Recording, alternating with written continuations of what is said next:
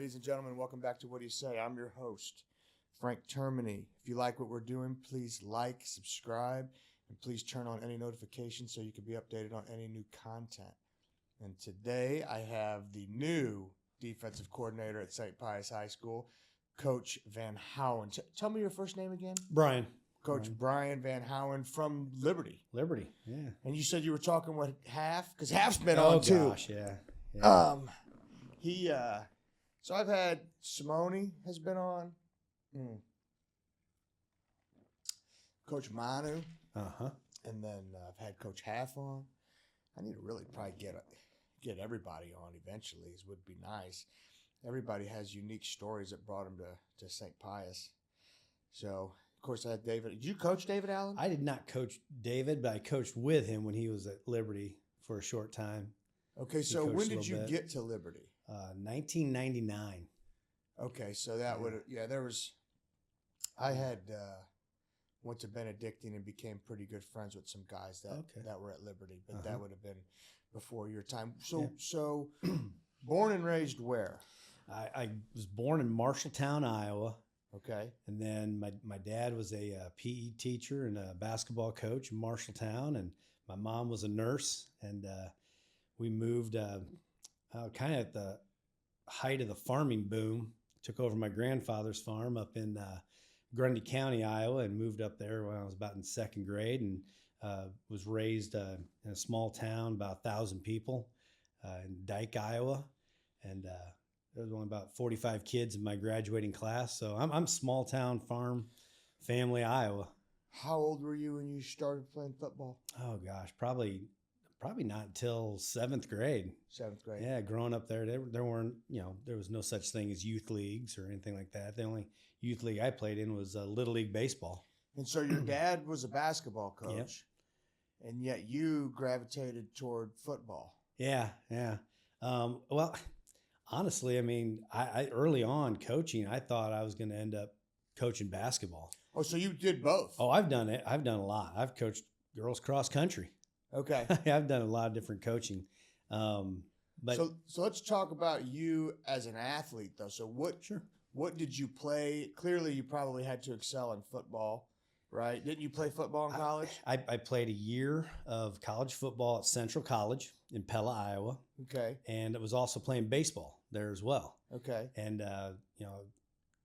thought, play two sports, that'd be great.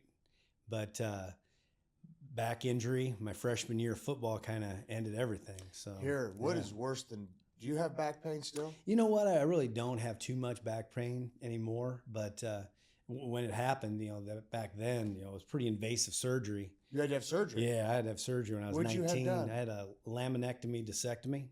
So L4, L5. I had a microdiscectomy L4-5. Yeah. And my wife's had a fusion L5S1, and she actually has less issues than I do. But I can deal with any type of orthopedic pain and be able to function pretty regularly. Yeah. My back acts up. I can't. I'm done. Yep. I can't even breathe. Yeah, the back's everything. It's horrible. Yeah. It's horrible. And that's why I spend probably 20 minutes in the morning and 20 minutes right before I go to bed doing stretches so that I can, stay mobile. And I'm really fortunate. I mean, I'm incredibly fortunate. But that's why, the guys they make fun of me because I'm so intolerant in the weight room. If your back hurts, stop. Yeah. Let's figure out. I can't figure out what's going on right now. I got 90 other kids that I'm dealing with, but your back hurts, you're done right now. Your shoulder hurts. Okay, let's modify things. Your low back starts hurting. I do not want my guys having any low back pain. Because it connects everything. Everything. Yeah. Everything. And I know how debilitating it can be. I don't want to see these guys have chronic back pain when they're older. Exactly. So you had a back injury, you had back surgery. Ended that and ended up transferring up to Wartburg College up in Waverly, Iowa. I think Coach Gross is also an alumnus from Wartburg. Right. And my sister was a volleyball player up there, so I just, it was closer to home, wanted to be, up closer to family and stuff. And so transferred there and ended up graduating from there in 94. Moved down to Canton, Missouri, where I got my first teaching job and started coaching basketball. junior high basketball coach for a couple of years. Met my now ex-wife, and she wanted to go to law school out Temple University in Pennsylvania, Philadelphia, and moved out there and got a teaching job at a private Quaker school in Philadelphia, and coached girls track, coached girls cross country, basketball. I was coaching anything I could. They did not have football at that school, and moved back to Kansas City in '99, and actually was the assistant men's basketball coach at Avila College with Nick Tata. Okay. Yeah. So, and then Roger Sturtz hired me as a ninth grade basketball coach the following year up in Liberty. So my first coaching experience, a lot of it was basketball. Okay. Yeah. All right. And so, tell me from what was your love? Well, growing up, I was a diehard Hawkeye basketball fan. Right. And I liked football. And I was good at football in high school. What position? I was a linebacker and an offensive lineman. Okay. Yeah, and I was third team All State my senior year, linebacker, and I enjoyed it. I said, you know what, I want to play this in college, and but it was a Division III school, and so went to Central, and the back injury and everything, and I understood basketball really well. And so I was like, oh, I'm going to be a basketball coach. And then got here to Liberty, and, I Coach Hansen, Pat Hansen, who was our linebackers coach at Liberty last year for me, he was the head coach at the time. He hired me to be the freshman defensive coordinator. Actually, just freshman assistant coach. And then Chad Searcy, Stone's dad, Chad was our freshman D coordinator. Then he got moved up to varsity. And so I spent a year coaching freshman football at Liberty in the fall of 2000, and then moved up to varsity staff the following year and just kind of fell in love with it. The nicest guy in the world. Oh, man. Chad. What a great guy. He is salt of the earth. He's, Kansas farm kid as well. So we've got a lot of commonalities. We've been together for a quarter of a century. In fact, we're going out to the K this afternoon to watch the Royals practice together. He has to be sick losing you. We've had a lot of conversations over the past maybe 5 years. He's always kind of known that I wouldn't be around forever. I told him that I'd be a Blue Jay till the kids graduated, and my daughter and stepson Cole, they graduated 2 years ago from Liberty. So he's kind of known that I've been on short time with Liberty. Right. Yeah. And so, how long have you been the defensive coordinator over there? Oh, gee, probably since this time around, since 2013, about. Oh, so about 12 years. Yeah. Prior to that, I was Coach Hansen's defense coordinator for, 6 or 7 years in the mid 2000s as well.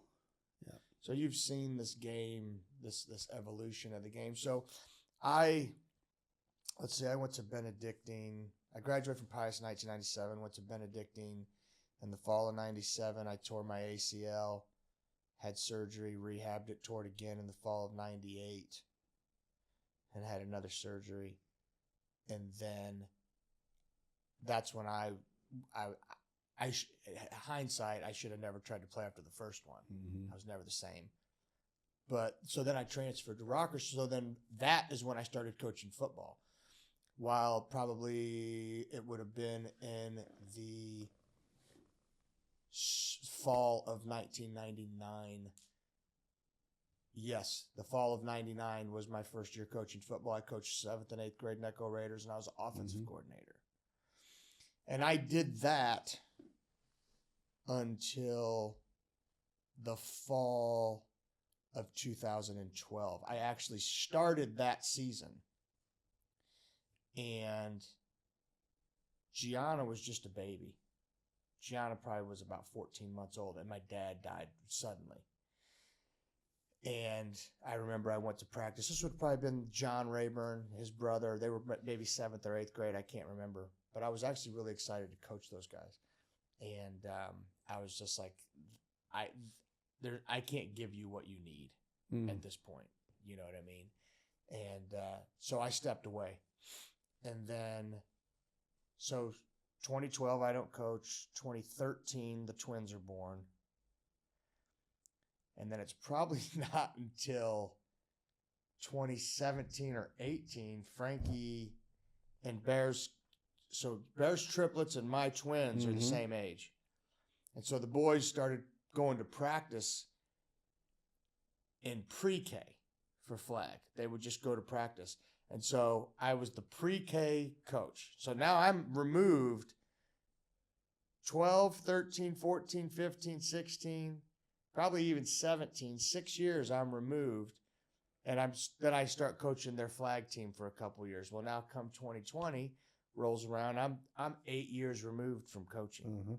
You know, because what's flag? It's just let me run them and get them tired, and then I can teach them for 5 minutes. You know, and then I'm going to run them and get them tired and teach them for 5 minutes, and that's about all you get to do. And I said, can I come just work out with the kids? He goes, well, you know, actually, I'd like you to be the strength coach. Just like, absolutely. It's like, I'll 100% do that. Well, then that transitioned to, well, you're going to be the JV coach and the offensive coordinator for the JV team. And then it was, well, you're going to coach fullbacks and you're going to coach linebackers. And it just kind of morphed into, and I gladly took on more. It didn't matter to me. But the amount of due diligence that I didn't know the game anymore. Yeah. You know, and still, from a football IQ standpoint, I'm probably the low man on the totem pole on our coaching staff. You know, I can watch the game, scout the other team, tell you exactly what I think they're going to do in any given situation out of any given formation. I could do those types of things. But to like know the game like y'all know the game, I don't have that. I don't have that gift, you know. And so that's kind of where I tend to migrate toward. And then I also enjoy, you know, what do I want? How do I want to say this? Position specific things. And when we get this new facility, I'd like to be able to dive into that a little bit more as far as what workouts we want various positions to focus on.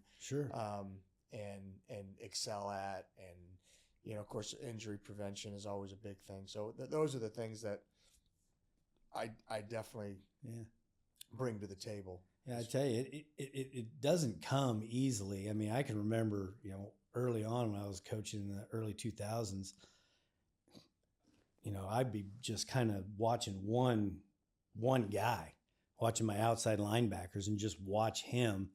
And, you know, I didn't have a big picture of the whole defense. And Hansen would say something, I'd be like, what? You know, and it took a while for me to kind of get the big picture. It's not easy. I don't watch football. I watched the first half of the Super Bowl and then fell asleep. Okay. After the football season, I don't want to watch football because I no longer know, nor do I want to do it, watch it like a fan. I don't want to watch the ball because as soon as I start watching the ball, then come June when we're doing film, I have to retrain myself, you know, because I catch myself doing it sometimes in games, you know, it's like, because if you watch the ball, the fans watch the ball. Right. And then it's not anymore a relaxing thing for me to do. I get that. To sit down and watch a football game anymore. So I'm like, I'm going to turn it off. I'll figure out if they won or lost later on. It's so hard for me. And I don't even know that.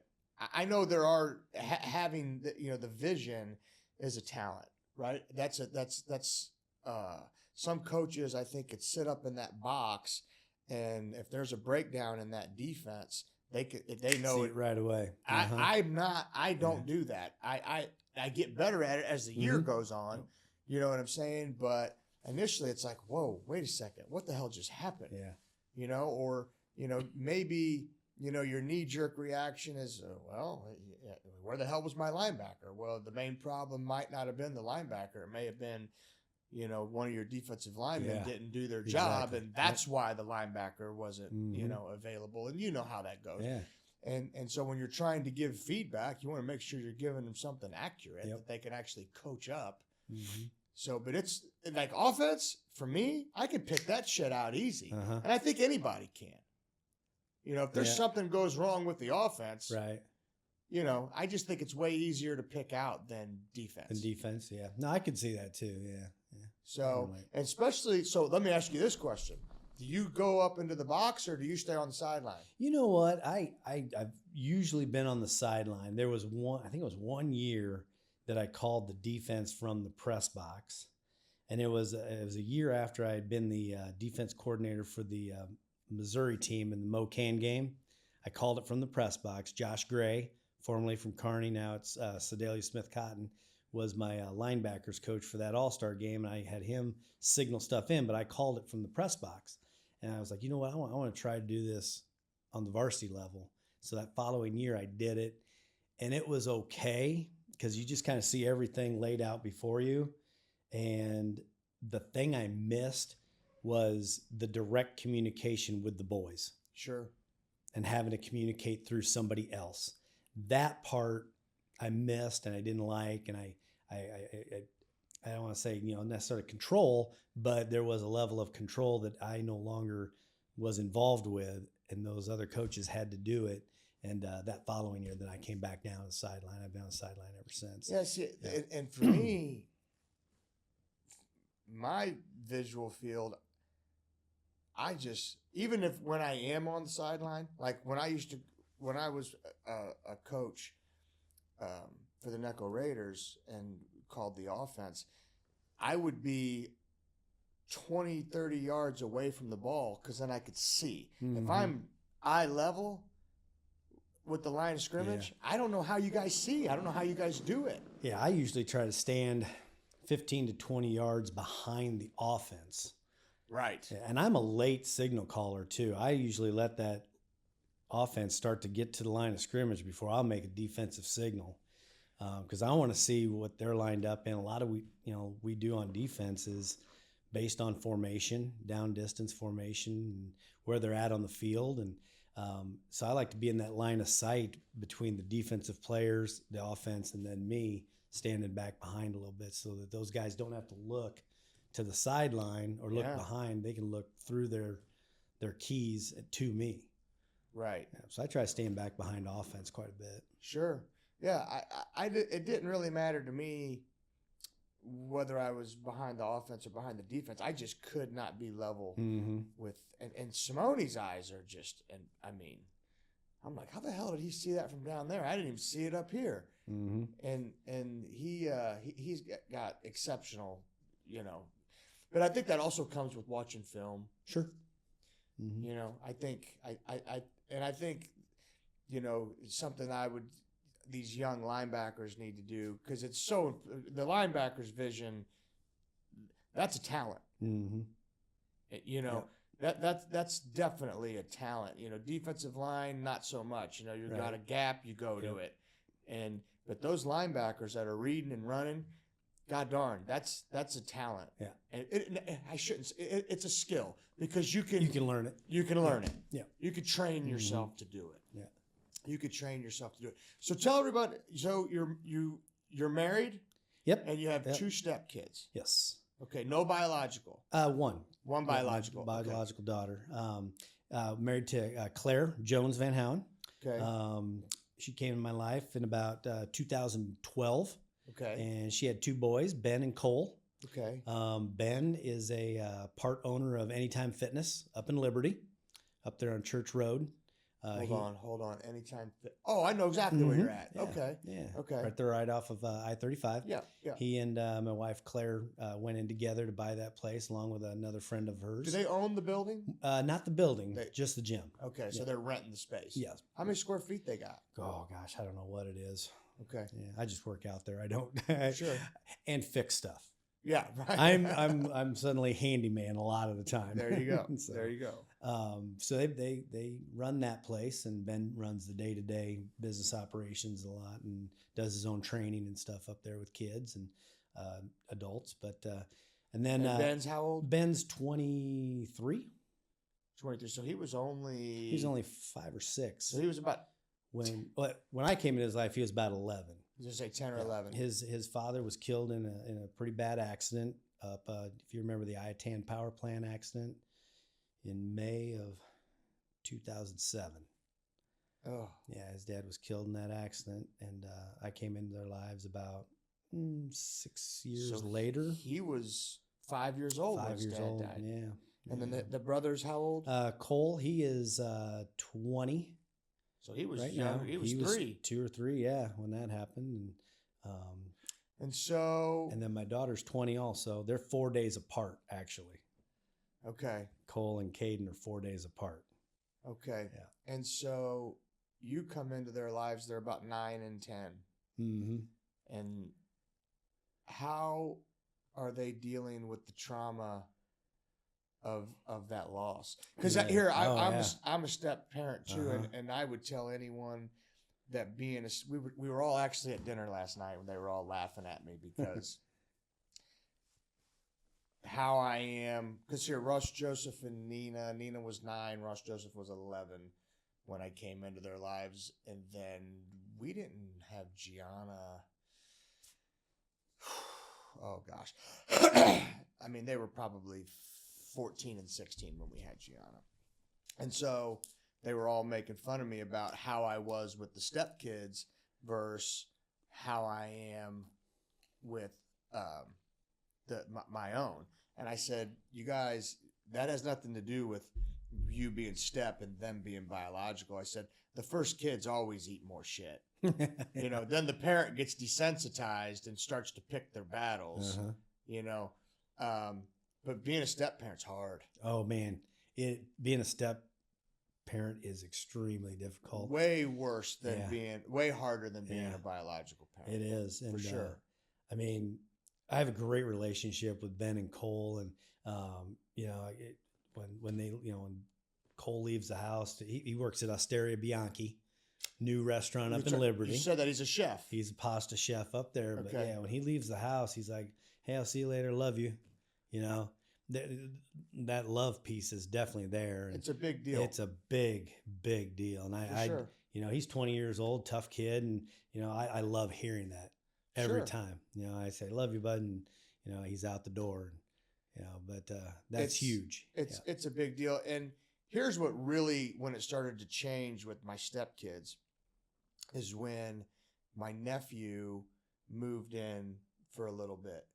And because my sister's a single mom, and so he went through he's actually a senior this year, and he went through a time in his life when he was an asshole, right? And he just needed some testosterone to balance his testosterone, so he had moved in for a little bit, and then they seen that I was also a big asshole to him too, right? And so then they started to realize, well, this is just how he treats everyone that he cares about, And then, with my own, I did point out several times, like, hey, these kids get jumped too. You guys aren't the only ones that it happened to, but it is difficult, because the first question you ask yourself is like, okay, if this was my biological child, how would I handle that in this situation? Right. And sometimes the answer to that question is, well, I'd probably put my hands around their throat. Well, you can't do that when it's your stepkid. Yeah, There's times you want to just grab them and just say, "What are you out of your damn mind right now?" Yeah. And you don't get to do that. Yeah. Luckily I had a really good relationship with their biological dad. And so I could pick the phone up and say, "Hey, there needs to be some ass kickings over here." And then he would come over and he'd kick some ass. and that helps a ton. Sure. When you have that. But you were in a situation where he's gone. He's gone. Yeah. He's gone. And then there's also because I'm sure as they got older and realized what happened, because at 3 and 5 they were probably pretty resilient. Mm-hmm. And then as they got older and realized what happened, I have to assume there was some some trauma that had to be dealt with. Yeah. And you know what, we don't shy away from seeking help. professional help. And that is something that people talk to me and ask me, about things. I would like seek help, talk to a counselor, get somebody, get some that guidance. Somebody that's a professional at it, that understands what you're going through. Well, and someone who's not going to make some help. make an emotionally charged decision. Yeah. They're emotionally disconnected from that, and they can see it clearer. Mm-hmm. Because you could, anger could get in the way, sadness can get in the way, fear, all these things can get in the way of you being able to effectively help them navigate it. And then of course now your wife, she's also mourning it because her kid's hurt. Yeah. She's easily one of the toughest women I know. She raised these boys by herself for so many years. And she just very resilient, very giving woman. And, she just tough. And, but yeah, finding somebody that has strategies to deal with these kinds of things, that was key. Yeah.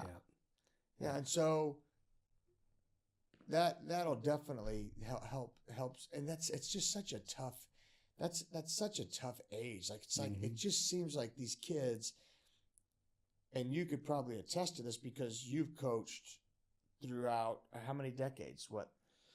My very first job was in the mid 90s up at NU High. You're 90s, 2000s, 10. So you're in like your fourth decade, right? And I played in the 90s, and I look at what I went through in the 90s and how much harder it is for these kids.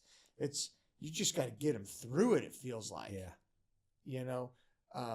And they've got a million distractions now. Oh, it's incredible. And a lot of it revolves around these damn phones. Oh, yeah.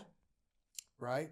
And we just now, my 8th grader, she's getting ready to be a freshman at Pius. She got a phone probably 2 weeks ago. 3 weeks ago. Okay. And you're giving her the distraction. Yeah. Right? But you simultaneously want her to have it because... she's at volleyball. You need to be able to call her. Maybe someone else is taking her home. You're starting to leaving them home alone. You want them to be, you have to have something for them to be able to get a hold of you, but you have to, there's so many stipulations you got to put on. It's something else you got to monitor. You got to watch what they're looking at, what they're listening to. Yeah. I mean, they have access to every single thing on that phone. Yeah. It's a great tool. But at the same time, it can be devastating too. Oh my gosh. Yeah. Devastating to self-esteem. We were talking a little bit ago about social media. Social media is everywhere, and it can be a great tool, but it can also be devastating too. Well, let's look at this. So let's look at teen suicide. Yeah. It's went up. Mm-hmm. Okay. Now, in my opinion, kids have been bullied since the beginning of time. Right. Okay. But kids used to be able to go home and escape from it. And now they can't. Right. And now, when I was in high school, I mean, hell, you could have a girlfriend at Pius, Park Hill, Oak Park. Nobody knew anything. Yeah. You could never do that nowadays. No. I mean, so it's made everything. I mean, so now you could be getting bullied at 10 schools. Mm-hmm. You can get bullied right in your pocket. Yeah. It's right there with you all the time. It's terrible. Yeah. And so these kids are dealing with a lot. And that is something here. Let's talk about that. How have you, because I have a hard time, how do I want to say this? Coaches will have to constantly remind me, Frank, these kids are going through a lot, because sometimes you're like, man, what the heck's wrong with this kid initially? And then you start to get frustrated, and then you start to throw your hands up, and then, you're like, here, I'm done with this. And I have to get reeled in a lot and be told, you have no idea what these kids are going through. And so how have you been able to get yourself in a position of empathy and or sympathy to be able to relate to these kids and help them navigate through some of this stuff versus because I would think the older you are, the harder it is. Mm-hmm. Yeah. I mean, everybody's fighting some kind of a battle, and a lot of times you can't see the battle. You don't know what it is, but one of the things that I talk to our kids about too is when you come to practice, that's an opportunity for you to set all that crap down for an hour and a half, 2 hours, whatever, 3 hours, because it's still going to be there when practice is over. But you can set it down. You can go do something fun with your friends for a little while, and then you can deal with it later. And if you need help dealing with it, we're here. I'm here. Maybe we've gone through the same situation. Maybe you're dealing with something that we've dealt with, and we can be there for you and talk you through and help. But that opportunity with sport, I think that's one thing. I think sport is so important in these kids' lives because it helps them deal with adversity. They have to work through stuff together. And, we've talked about this before with football being such a team sport. You get an opportunity to work with others as well. That's a big deal. But sometimes I have to wonder if sport at this day and age complicates it. Yeah, it can. Yeah, absolutely. I just remember that time in my life being so carefree for me.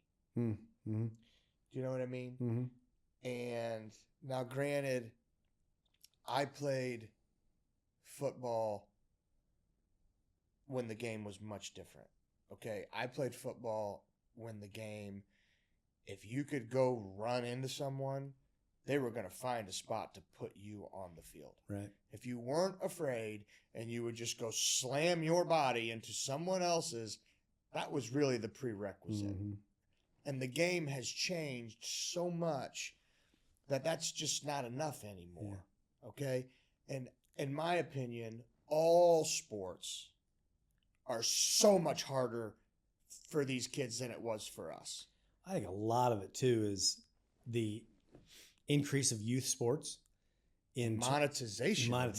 That's a good way to put it. Monetization of youth sports, and what we're seeing right now at the college level with NIL deals. When money starts to get involved, and it's not just money to go to school. It's not just a scholarship anymore. It's now they're making a this living. Deal. Yes, exactly. Yeah. When that starts to come into the game, the stakes are higher, the pressure's higher. I've seen that. And now you got 9-10-year-old kids who grown adults are making a living off of it. Mm-hmm.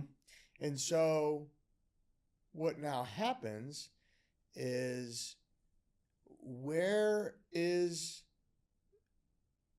the vehicle for the kid who's 9, 10, 11 years old that hasn't developed yet to grow, develop, and get confidence? Where is that vehicle? Yeah, it's not there. It's not there.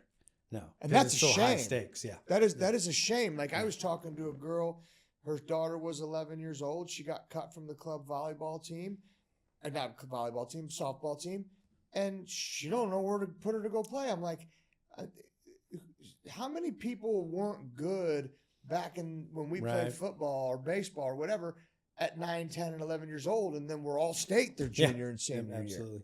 year. Yep. And now this kid may say, well, I'm no good, and not play anymore. That is a travesty. Yeah. That is an absolute travesty to me. And that's why I think and then what's that do to their confidence? Because here, my philosophy, even at the high school level, and I understand there's a lot of coaches that are making a living. You're one of them.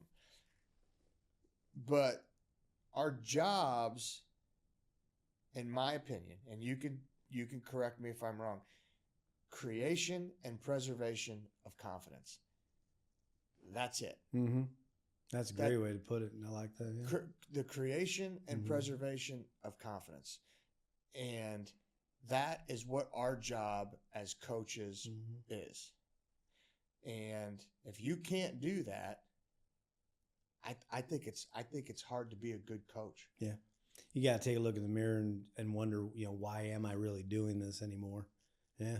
Because when Coach Simone got the head coaching job at Pius, and he may listen to this and think differently, but if you were to ask me, why did you guys all of a sudden come in and go to a state championship?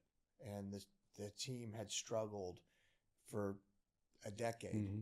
prior, and then all of a sudden you that group of guys came in and were in a state championship. We lose 6-3. I would make the argument that we got those kids to believe that they could win, Mm-hmm. and that's it. Mm-hmm. Yeah, that's the thing, football it is special. Once you get those kids believing that they can actually do something and do it together as a team, it's really remarkable about how far they can go. Well, and I think sometimes it's just a fresh perspective, because I walked in the weight room the very first day, and I told Aunt, I said, it'll probably take us 3 or 4 years, but we'll get these guys going. And I walked into the weight room and I started looking at some of these kids, and I'm like, wait a second.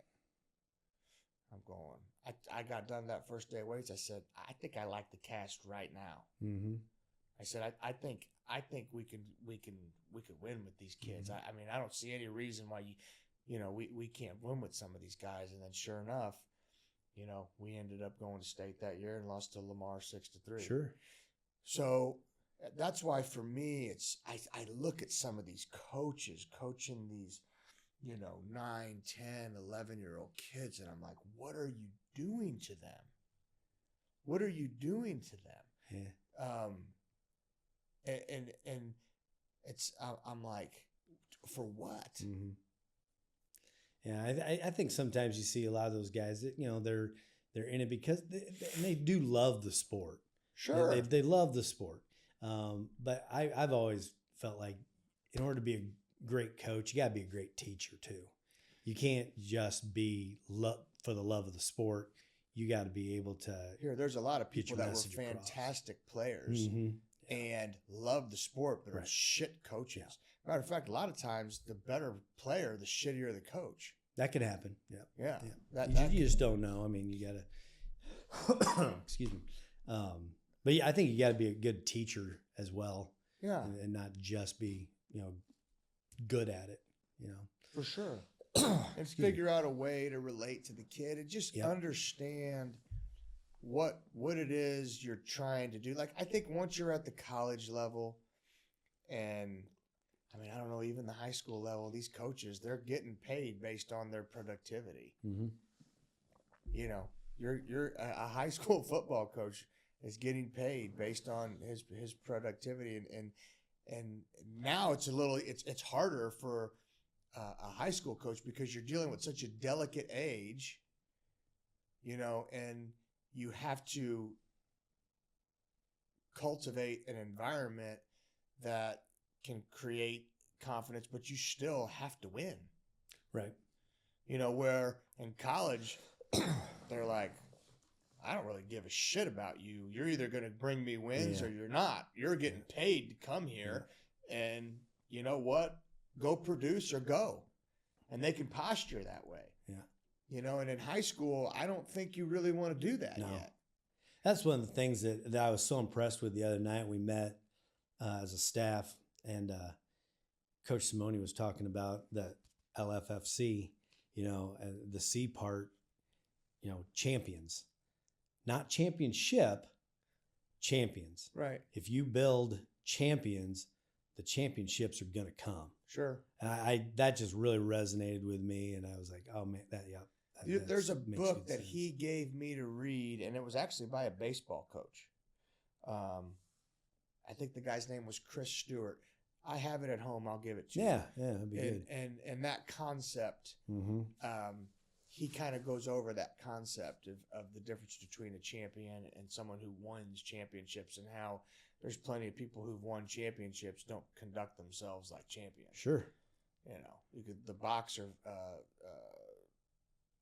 Mayweather. Uh-huh. I mean, there's times I've looked at that guy and said that, that's a prime example of someone who's not conducting himself like a champion. Yeah. So that happens all the time. And I think it's a really good way to discern, the difference between the two and what you're really focusing on.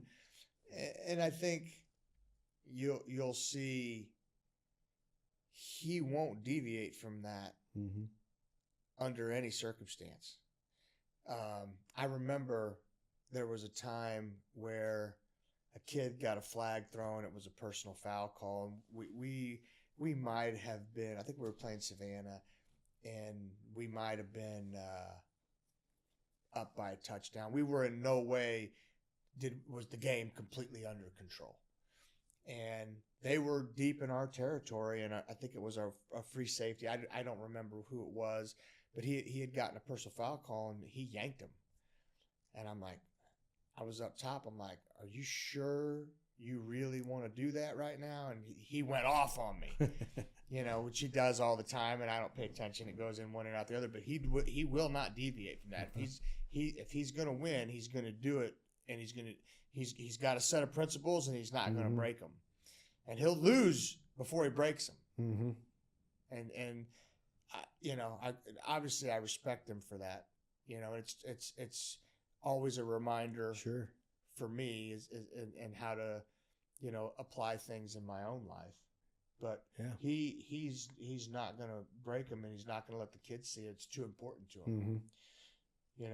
And I think Pius is on the way to being a powerhouse. Yep, I can see it. It was probably before Coach Simone got there, when Coach Byers was still, in the program, that I first started thinking about, would Pius be a place where I would want to go if I ever leave Liberty? And so I've been able to watch it over the past 5-6 years now, really evolve. And you guys have done some amazing things in a short amount of time. Well, and you mentioned Rick Byers, and here Rick Byers is a huge influence on myself, Coach Simone, Coach Cascone, both Coach Cascones, Coach Ansel, Coach Reyes. I mean, there's 6 guys. I'm probably forgetting someone, but there's 6-7 guys. Coach Sansoni, when he was on, that are 100% significantly influenced by Rick Byers. Oh yeah, I'm sure. He was definitely a maker of men, is a maker of men, and a fantastic coach. And he's a Hall of Fame coach. Yeah, that's right. He's down. I was there the night for his Hall of Fame induction. Yeah, at the Coaches Association. Yeah, and it's actually an honor to have played for him. I actually need to probably get him on this podcast. He's a fantastic, he's a good one. He's a fantastic coach. I'm glad he ended up with Radke over at St. James. Yeah, talk about a tough guy to coach against. Yeah, I'm sure. Yeah. Oh shit. Yeah. That's always a fun game. You'll enjoy that one for sure. You'll enjoy that one for sure. I was saying that to Half a Beer yesterday. Finally get a coach together instead of against each other. So you and Half. So tell me the relationship. Because he called me and he's like, "Hey, I got to give you some stories about him before the podcast." And I was already asleep when he called me. Jared and I go back to when he was a wide receiver for us at Liberty. He played at the same time as Marcus Lucas. Okay. Marcus Lucas was the kid that went to University of Missouri. Yeah, played football. He's an excellent receiver. And Jared, I don't know if he made all conference, but he had an all conference kind of year, probably thanks to Marcus, because Marcus was getting a lot of attention on the field, a lot of double teams and stuff, which left Half Beer open a lot, and he was a heck of a possession receiver. Sure. Yeah. Kind of the same way with Brady Newland. He was a great possession receiver too. Yeah. And a kid asked me yesterday in the weight room if it's true that Brady Newland never dropped a pass in high school. And I don't know. It's possible he may have never dropped a pass. I mean, those two, they caught everything in sight, it seemed like. Yeah. And Brady, I think, played baseball. Brady played baseball also. And then was a long snapper. Yes, he was. Yeah. So yeah, I go back with those two guys a long ways, and Jared and I coached against each other when he was offense coordinator, I believe, up at St. Joe Central. Okay. And then he came to Liberty North and coached against him there. He was always tough to go against. But finally now we're on the same sideline. So yeah, that should be I'm fun. gonna like that. Because he's got a great offensive mind. He's always has. And he does some things that are unconventional and can put a defense in kind of a bind. And even when we scrimmaged you guys last summer when I was with Liberty, there were some things that you guys were doing last year. I was like, that's going to be tough to defend. Here, I would always stand behind the defense when we would scrimmage him. Mm-hmm. And he would do some things that our linebackers would bite on, mm-hmm. and I have a hard time going to correct him because I bit on it too. Sure. You know, Yeah. and I'm watching it, and I'm like, oh, shit, wait, ball's over here. Yeah. Yeah. You know what I mean? And so I had a hard time, going up and correcting him, and I actually had a conversation with Simone, and I said, I do not know how to counter this. Right. I don't know how to tell them. I don't know what to tell them to do Mm-hmm. in this situation. In some of these play actions, Yeah. and I'm like, Mm-hmm. because if I'm a linebacker and I'm looking at that stuff up front, I'm doing the same thing they're doing. So, I think a big thing, Coach Sherman, man, Mm-hmm. Another Hall of Fame coach.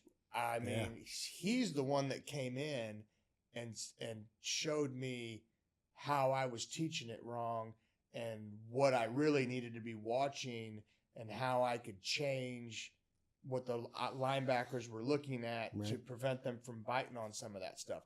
That guy's Mr. Wizard. Yeah. Yep. I loved, because he would sit up in the press box with me. I loved listening to that guy, just take in every little thing that he said, Mm-hmm. because he's just, every little facet of the game. Yeah. It's unbelievable. Those guys have been around it for a long time. God darn. He's so smart. Just little things, like the length of the quarterback's read and, based on this formation, where your key should be versus, where you have them looking versus where they should be looking. And, man, how this game has changed. Whoa. Yeah. It really has. I mean, just the play calling and, and this is a defensive coach talking. There's a lot that I think caters to the offense, especially at the higher levels, like NFL and college levels, with penalties against defensive players. Makes it a lot tougher now to defend, I think, than ever before. These penalties that they're calling on these college and NFL players for late hits, they have no choice. Yeah. They either are going to get the penalty or they're going to injure themselves holding up. And you are not getting a 6'5", 290-pound guy that runs a 4.5 40 to be able to stop right when the quarterback throws the damn ball. It's not a realistic expectation. Not realistic, not at all. It's not. And it really puts the defense, you're right, in a terrible bind because, those late hit penalties, here, I remember the game, I think it might have been 2 years ago, but we were playing Cincinnati. The Chiefs were playing Cincinnati, and Mahomes was trying to get to the sticks. If he got the first down, the game was going to be over, and the Cincinnati defensive end, he's trying to get there too, and he doesn't hold up, right? And he hits him probably a yard outside, gets the late hit penalty, and also hurts himself because he still did try to hold up. Mm-hmm. He still did try to hold up. I'm like, that guy's in the worst catch-22 ever. Yeah. He was in tears at the end of the game, and I'm just like, he was in the biggest lose-lose. He either gets to the chains and makes the stop, and if he doesn't, he's going to try to hold up, or he's hitting them, and he does both and hurts himself. Yep. It's like he got the worst end of the whole deal. And I'm just like, you cannot get these people these athletes to stop inside of 3 yards. Exactly. And again, when you look at the reasons why these penalties exist now, I know they want to, protect players and protect the game. There's a lot of money involved too. They don't want guys like Pat Mahomes getting hurt. Exactly. No, I understand that. Mm-hmm. Yeah, money corrupts everything. Yeah. But at the end of the day, you have to somehow listen. I'm more concerned with the health of the players. Sure. I am. I don't want to see anyone get hurt, particularly that horrific diagnosis of CTE. Mm-hmm. CTE. I mean, that is a horrific thing that these guys,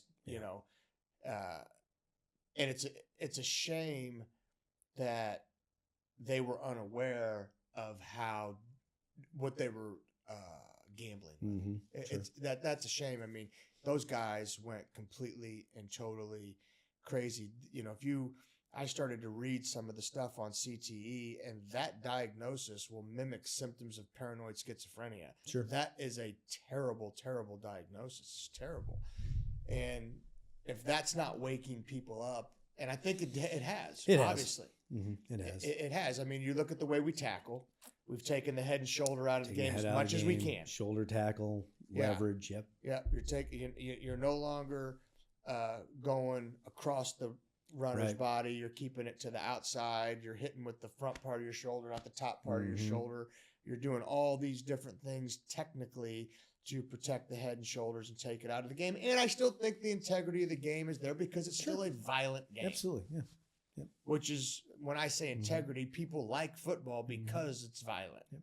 And helmet technology has improved vastly. Sure. I looked at my high school helmet about a week ago, and I was like, how in the world did I wear this thing? Oh, I had a headache for who knows how long. Yeah. And now, you put on helmets now, they're pretty nice. Well, yeah, they're probably $1,000 a piece. You got to answer that. Go ahead. No, I don't think so. I didn't even know I had the volume up. So it's definitely helped things a lot. And I think while I will bitch out of one corner of my mouth about it putting defenses in bad spots, I think you just got to chalk it up to, hey, it just kind of is what it is. What I wish they wouldn't do. Now here, you got a defenseless receiver coming across the middle and a defensive back lights him up. Yes, sure. You should find that guy. He knows better. Mm-hmm. He can avoid the contact. He's being an asshole, and he deserves to get fined. But, a lot of these guys rushing the quarterback and hitting the quarterback late, right? Which I don't think is late. Right. But they're calling it late. Calling it late. Yeah, that's where I would where I would say this is kind of bullshit. Yeah. This is kind of bullshit. So, have you coached? How do I want to say this? So you just went in as a defensive coordinator. Were you ever a position coach on the defense? Yeah, I started out as a position coach under Coach Hansen. I was an outside backers coach for a couple of years before he started to turn things over to me.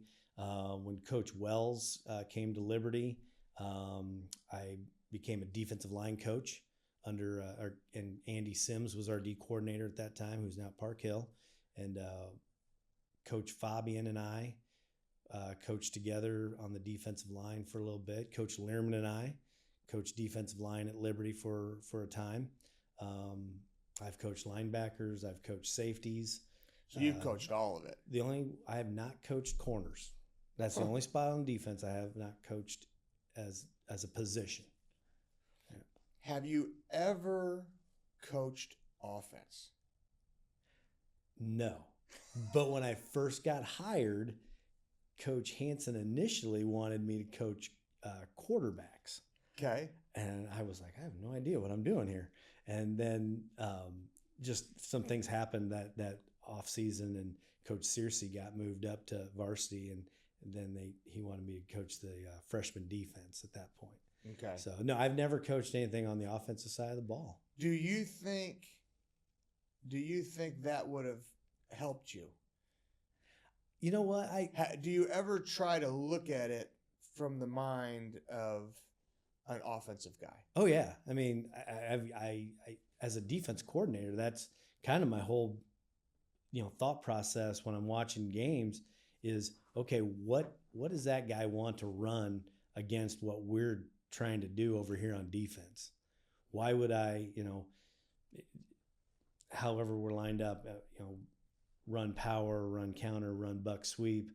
What are they thinking when they see us line up a certain way? So you kind of got to play that game a little bit and have the mindset of an offensive coordinator when you're the defensive guy. Or maybe have your offensive coordinator or one of your offensive coaches scout your defense and say, what would you do when you seen this? It's definitely a chess match. Oh yeah. It's a lot of cat and mouse. Yeah. It's certainly. But that's when it gets a lot of fun too, when you go against those guys that you're playing cat and mouse with all night. That's fun. Yeah. I agree with you. And even I've been caught playing checkers in a chess match. And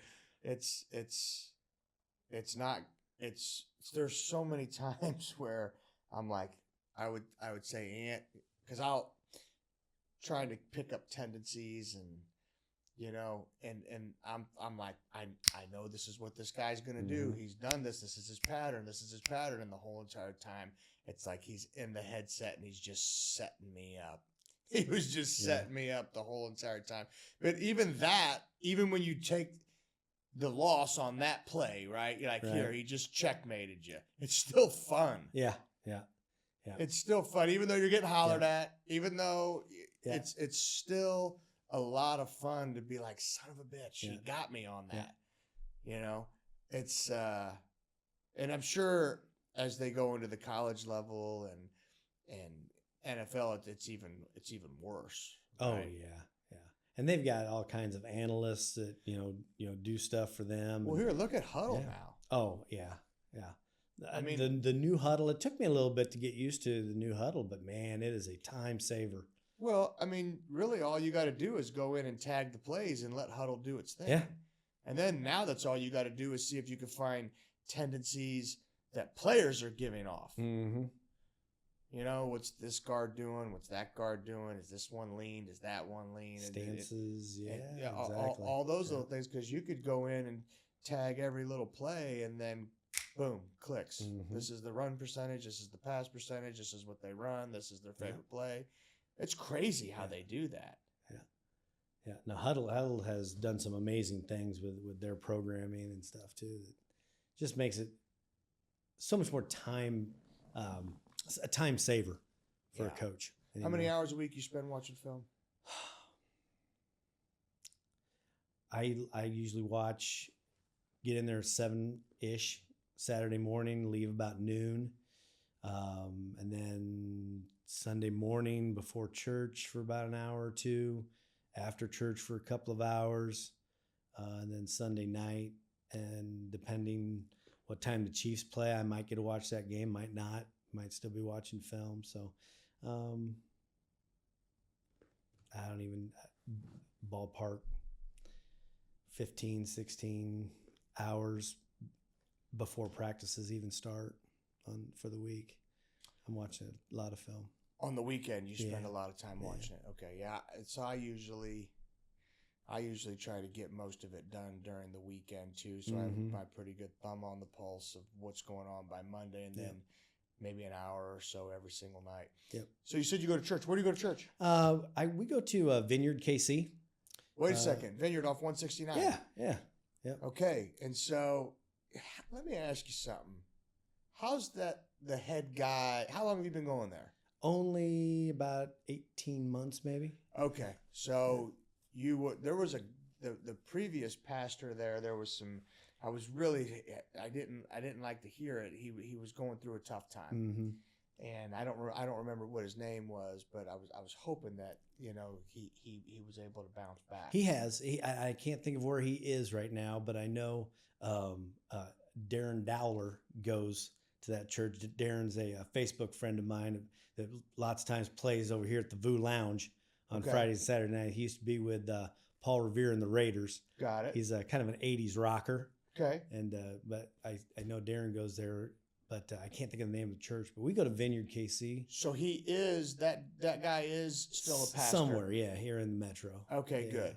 Yeah. Good. I'm glad. I didn't know him, and I didn't know him. My kids used to go to a Bible study there every Wednesday night, and then me and my wife would go to a place called Kozak's up in Smithville. Oh yeah, and we would eat, which is fantastic. Fantastic food at Great Kozak's. food. Yeah, and so we would do that every Wednesday, and then while that happened, I can't remember the ins and outs of the story, but I knew he was battling some demons, and I'm glad to hear that he's bounced back from that. We go to the Rock.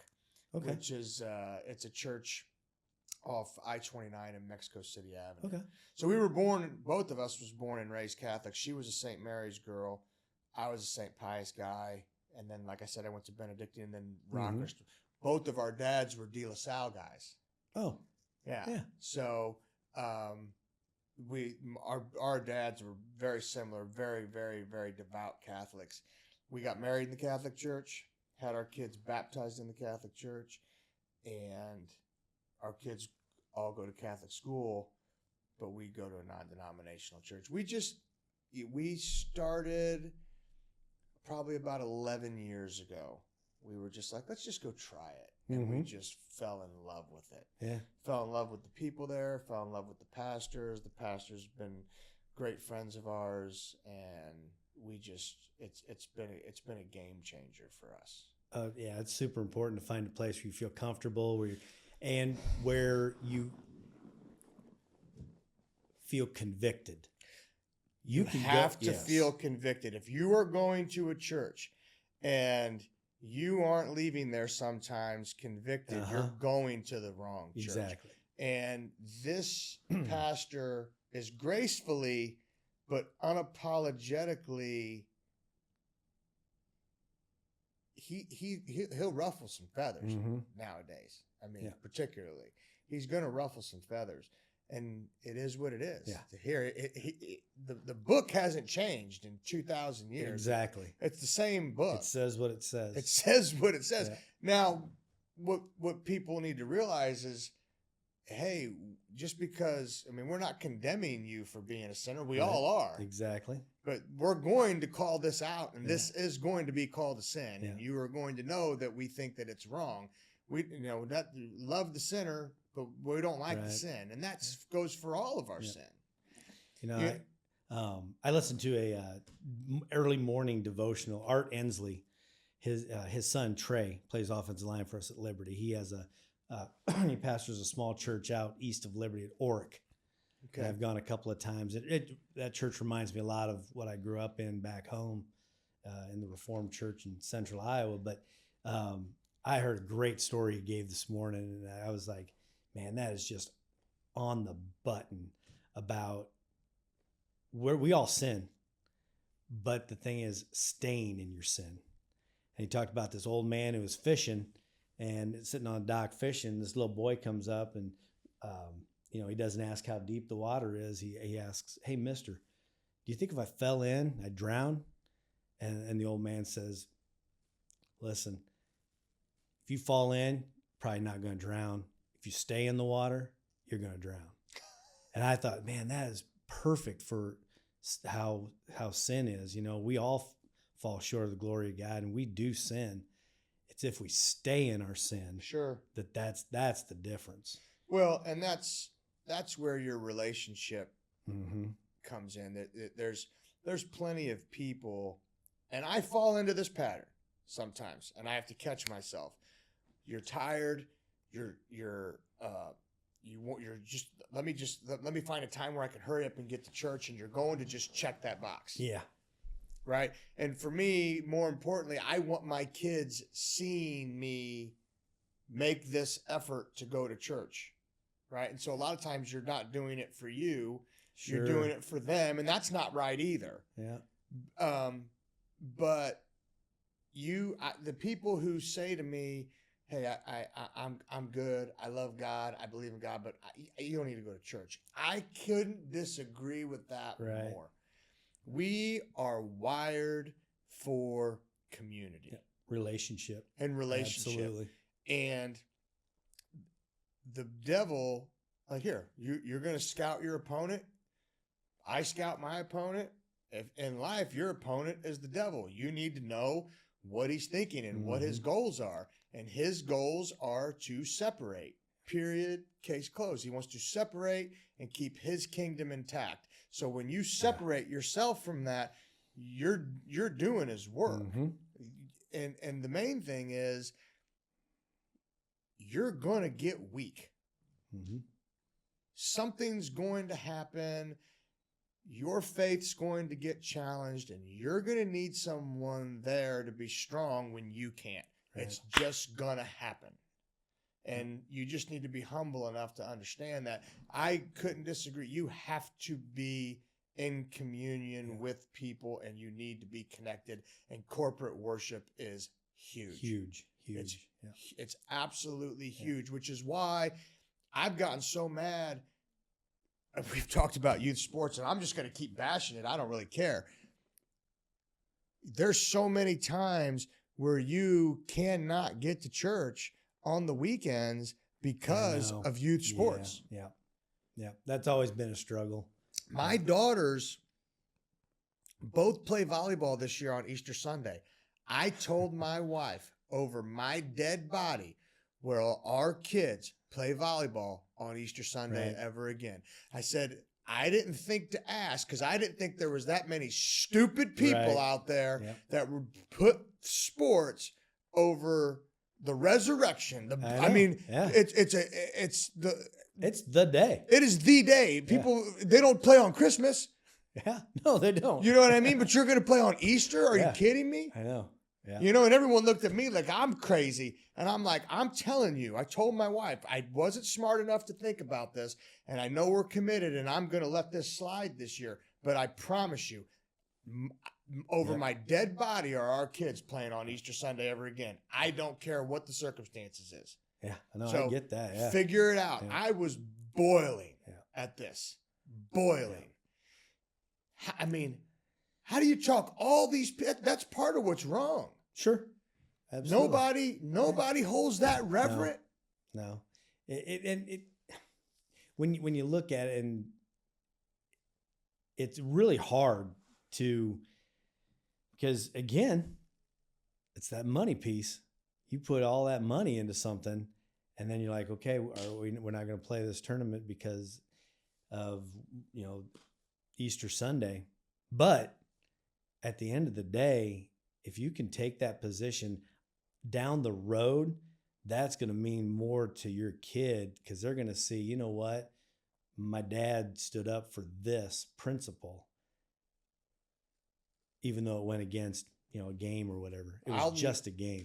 It's huge. I'll never, ever allow that to. I didn't think to ask, are they going to play on Easter Sunday? Because I would have thought, well, why would you play on Easter Sunday? Yep. Right? Now I know. And so believe me, next year, they will know. If you schedule a tournament on Easter Sunday, the terminees will not play. Qualifier, no qualifier, win, lose, don't care. Everyone needs to know Gianna and Gemma Termini are not playing volleyball on Easter Sunday. Period. Because, athletics and stuff, that's going to eventually, go away for your kids. What are they going to be left with later on? What kids need to understand, what adults need to understand, what we need to constantly remind ourselves of, order affects outcome. Yes, I like that. Yeah. Order affects outcome. If you put God first, I promise you, volleyball is going to be taken care of. Sure. Absolutely. Right? And if you look at divorce nowadays, I don't think it's because of money. I think most of the divorces happen because the husband and wife put the kids before each other. That's a good point. You know what I mean? So if you're going to look at the order, the best thing your wife could do for you is put God first. And the best thing you could do for your wife is put God first. Absolutely. Right? And as soon as that gets flipped, you'll start to see turmoil interject. And my wife and I luckily have been educated on this and had people way smarter than us come to us and counsel us. And so as soon as we start to bicker, we step back and say, okay, where's our priorities right now? Uh-huh. Okay, this has to be a priority thing, and we need to reset. Sure. And so fortunately, priorities, yeah. Oh, I mean, I think about my daughter. She's a triple jumper down at Missouri State now. Caden, is her name. Okay. She's also 20. And, you know, one of the things, and she's a child of divorce. And she was about 2-3 years old when my first wife and I got divorced. But that piece of going to church has carried over to now. She's down there in Springfield. She's not with me right now. She's in Springfield, and she has found a church home. And that is probably one of the biggest things. It's way better than such a blessing. For sure. That she found a church home. She's got girls that she surrounds herself with that are good Christian girls. And just knowing that she's in that environment. Put your head on the pillow. Absolutely. Because, I mean, the devil prowls around like a roaring lion. We know that. Yeah. We know that. And he is active on college campuses. Oh. Trying to pull kids away. Look here. Not for nothing. You have to ask yourself sometime, down here, we live on this fallen world. Mm-hmm. It sometimes feels like he's winning. Yeah. I mean, you know, he certainly has the media. Oh yeah. Yeah. He certainly has the media. The media is signed, sealed, and delivered. Mm-hmm. You know, and the Bible even says it. It's like there will be a time where good will be called evil and evil will be called good. Yeah. If you can't see that happening in the United States of America and this society nowadays, then you got your eye. You're not woke. Yeah. Exactly. Yeah. You know, I mean, you're sleeping if you can't see this. And that's the thing. You know, I struggle with that too, because I do feel like, you know, that is happening. But the believer, we know the score on the scoreboard at the end of the day. Sure, we already know. Victory's won. Here's who really opened up my eyes. And it's funny the people that God used, but it's a pastor in the LGBTQ community.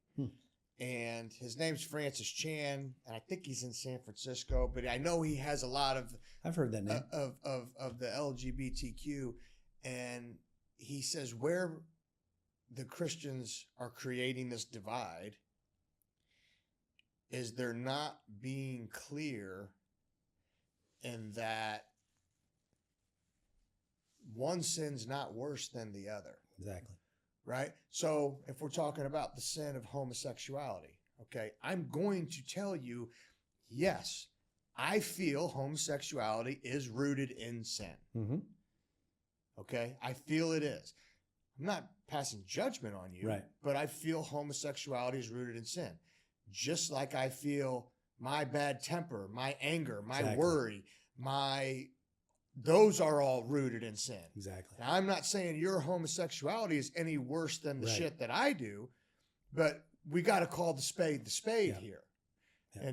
And that's like people want to say, oh, well, the LGBT community isn't welcome. Well, they should 100% be welcome. You want them there. Jesus surrounded himself with sinners. He came for sinners. Right. To save sinners. Yeah. I mean, so that was his whole mission. You 100% want everyone, all of I don't want to use the word them, but you want the bad-tempered and the worrier and the anxiety and the depression and person whose heart's filled with lust. Yes. You want all of them there. Hell, if they weren't there, you wouldn't have a church. That's true. Yeah. You know, that's like someone saying, "Hey, I want to get better so I can go to the hospital." No. No, you go and bring what you got, and if things need to change, the Holy Spirit's going to let you know. See, and the other part of that too is, humans, we get so wrapped up in legalism, and when you start to get wrapped up in the legalism piece of it, then you kind of forget about the salvation piece. Right. And you categorize, this grade type of sin. This is low grade type. No, sin is sin. Sin is sin. Yeah. And I think, some people need to come back to realizing that. Yeah. I mean, number one, sin is sin, and quit trying to pro quo God's grace. That's the big thing. And that's something that I even fall into, because you live in a performance-based world. Right? Here, you do good enough job as a defensive coordinator, somebody's going to come knocking on your door. Right? You do an even better job, someone else is going to come knocking on your door. Hey, young man, you work this hard in the weight room, you do this, you do that, you can have this. You can have that position. You study this hard, you can get this grade. Everything is performance-based. And then you try to take that exact same concept and apply it to God's grace, and you can't earn it. No. And at the end of the day, you're never going to, I can accept it as truth, but I don't understand it. Yeah. I can't wrap my head around the fact. Matter of fact, the people who deserve it the less get it the most. Yeah. I can't do enough good things to get into heaven. No. I do when I was at Liberty, we would do a team chapel right after pregame meal, right for our pregame meetings. And I led team chapel for the last, 10 or 12 years at Liberty. And I would always tell the boys, I'm not doing this as a good work. I'm not, because I can't do enough things to get into heaven. It doesn't work like that. I'm doing this because I love God. I love you. And we're going to spend 15 minutes here before things get really busy. And maybe it's me sharing a little word or something that I was inspired to share with you guys, but we're gonna do this. Yeah, I mean, you're justified, you're saved just based on your belief.